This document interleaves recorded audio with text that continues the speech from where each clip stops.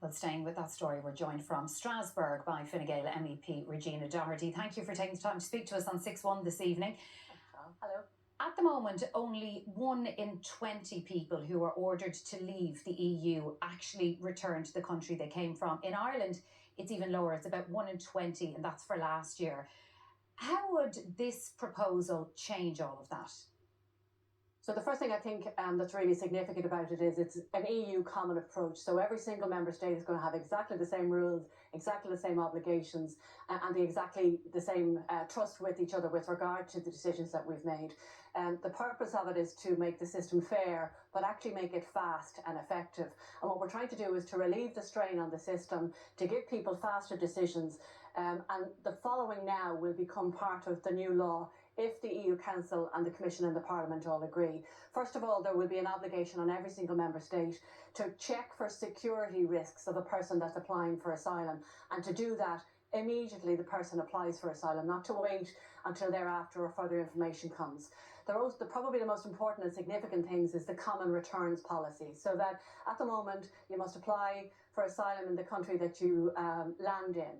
If that person or the applicant gets a refusal in that country, that refusal then will count for every single other country. So when the person is then asked to leave the European Union, either voluntarily or by deportation, they will not be allowed re-enter and apply again in another state. And I think that's one of the major concerns that we have that's providing stresses on the system. So once you get a refusal, a final refusal in your first port of call, you will not be able to allow to re-enter into any other member state to apply again. Okay. We will have a common returns policy that will be, adhered to by every single European country.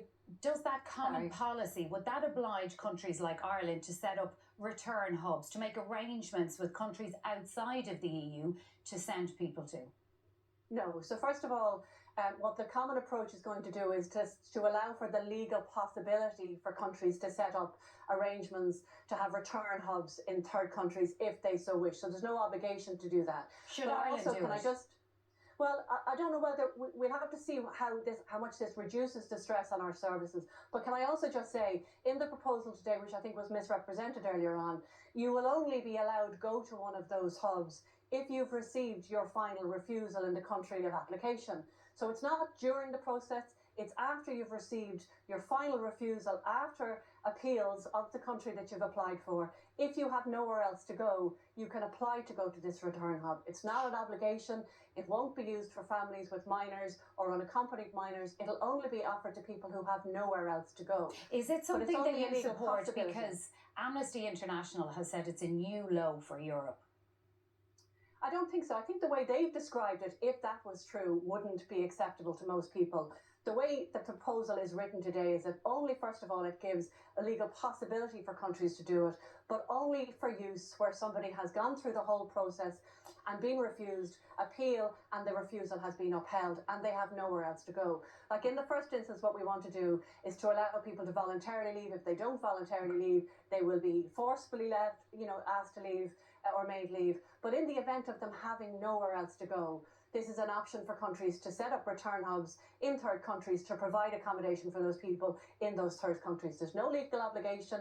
Everything else will be a legal requirement with regard to security checks and the common approach to returns and exchanges and the re-entry being banned from here on. If countries want to pursue, it's now legally possible once these regs are accepted by not only the Commission, the European Council and the European Parliament. All right, MEP Regina Doherty from Strasbourg, thank you for speaking to us this evening.